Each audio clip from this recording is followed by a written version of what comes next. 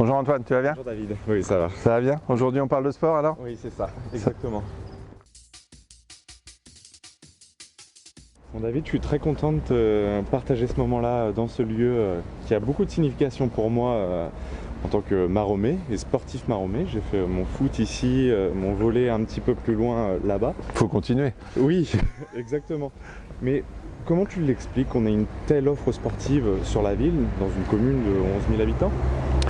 Ça fait partie effectivement de la construction de la ville. C'est-à-dire que dès l'après-guerre, le premier maire d'après-guerre a eu cette initiative de figer ce terrain parmi l'urbanisation de la ville pour le consacrer et le dédier à l'activité sportive. Alors il n'avait pas effectivement cette allure et ce niveau d'équipement, mais le fait d'avoir figé cette emprise foncière en plein cœur de ville fait que c'est de la particularité. C'est-à-dire que nous avons un complexe sportif composé de 3 gymnases, de toutes les disciplines, en cœur de ville, à proximité de tous les transports en commun.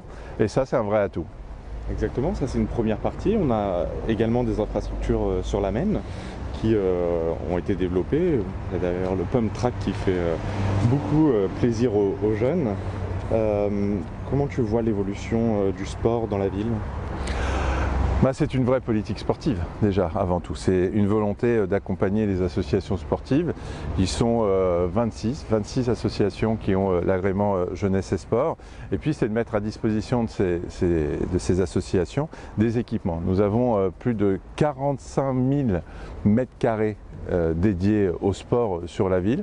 C'est considérable, je le dis souvent, nous avons un niveau d'équipement en termes sportifs équivalent d'une ville de 30 000 habitants, ce qui fait que régulièrement on reçoit des grands événements sportifs. On a eu champion du monde de hand féminin qui ont été accueillis ici. Nous avons des grands événements d'athlétisme, de gymnastique, la Création Cup aussi, qui est un événement métropolitain qui a démarré ici.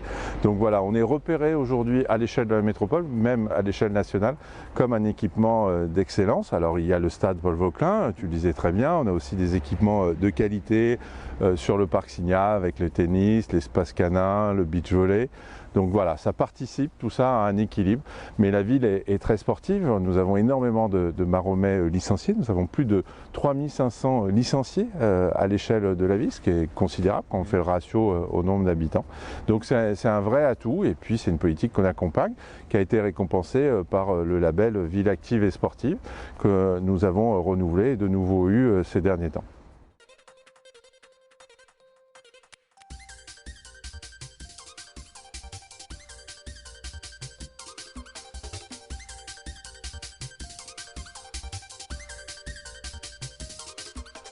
Bon, David, tu as parlé d'un tissu associatif très fort dans la ville, mais concrètement, comment la municipalité met en œuvre aussi des actions pour le sport dans la ville ? On accompagne cette démarche avec des initiatives fortes qu'on porte avec notamment nos éducateurs sportifs. On a cette particularité, c'est que la ville a ses propres éducateurs sportifs qui interviennent à la fois sur le temps scolaire. Nous proposons plus de 1400 heures d'intervention sur le temps scolaire pour accompagner les enseignants sur l'activité physique. Donc ça, c'est une grosse plus-value parce que ça nous permet de toucher l'ensemble des 1100 enfants qui sont scolarisés dans nos écoles primaires et puis d'identifier une politique sportive sur notamment la découverte de son corps, toute une approche sur la motricité et la découverte de nouvelles disciplines, et pas forcément des disciplines qui sont proposées par nos associations localement, mais peut-être aussi des disciplines qui sont en dehors de nos communes.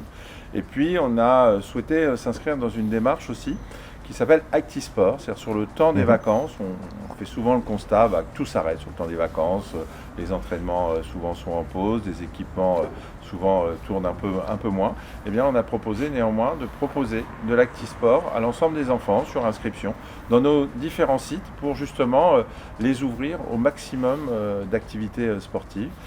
Et un nouveau dispositif qui s'appelle ActiFamily. C'est-à-dire que je suis parti de l'idée que les seniors font du sport entre eux, les jeunes font du sport entre eux à l'intérieur même de catégories, U10, U20 et ainsi de suite, mais jamais de sport ensemble. Et donc Actifamily, c'est permettre à des familles de faire du sport ensemble, les parents, les enfants, et de développer un peu plus la parentalité autour du sport. Ça, c'est quelque chose qui marche bien et qui a été développé ces derniers temps. Et puis des sujets aussi sur l'approche du sport avec les seniors à travers de la gym douce. Donc il y a un panel d'offres au niveau des associations auprès des seniors qui fonctionne très très bien et qui se développe de plus en plus.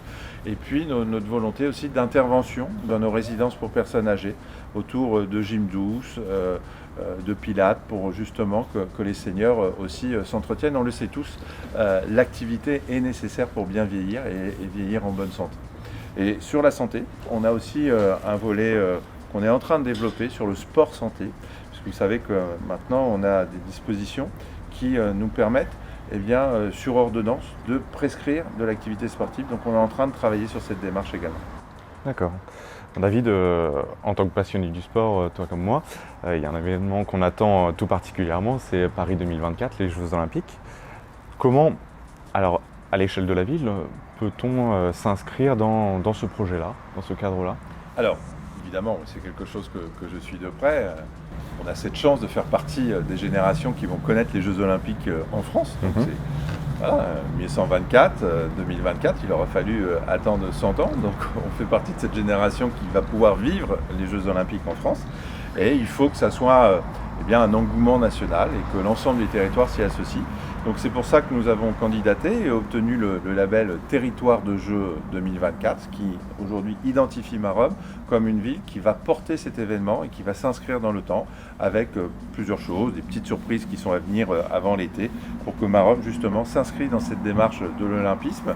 Et puis j'ai souhaité aussi que nos équipements soient référencés comme sites potentiels pour pouvoir accueillir des équipes qui vont avoir besoin de venir un peu se préparer en France. Donc ce stade, le stade Paul Vauquelin, ces gymnases sont identifiés sur une liste qui permet à des équipes nationales de repérer ce lieu pour pouvoir venir préparer les Jeux de Paris 2024. Et on a également le stand de tir qui est peu connu mais qui est un équipement remarquable sur le parc Signa, qui est vraiment identifié comme l'un des plus grands stands de tir à l'échelle de la France, qui va être aussi repéré pour les JO.